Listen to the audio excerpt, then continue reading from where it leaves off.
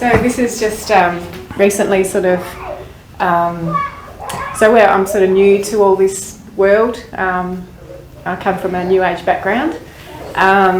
So recently what I've been encouraged to, what's coming through in the scriptures is take the log out of your own eye first.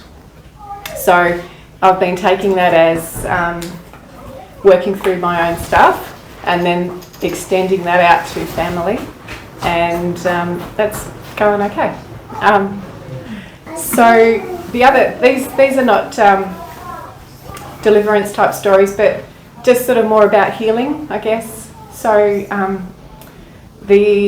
few weeks ago, Jason and I have been doing some work in our garden, and there's lots of bumblebees around, and I don't know if you guys have sort of experienced this sort of stuff, but there was a bumblebee on the ground. I was walking around, and a little voice said to me, pick him up and pray for him, because he looked like he was, you know how they just, they go and go and go and then they just keel over. So I didn't know at what stage this little thing was. So I picked him up and I actually just started praying for him, and prayed for healing, and it was probably a couple of minutes. And this little thing, he looked like he'd been to the pub. He was sort of like really tanked, but then he sort of was creeping around, and then all of a sudden it's like he kind of just woke up, and he saw me. I think he saw me, and he just went. It was like he was in this swoon. Then he came out of it, and anyway, he flew off, and that was really cool. I don't know. Really, I'm just sharing these stories. When you're out in your garden, you can do stuff too.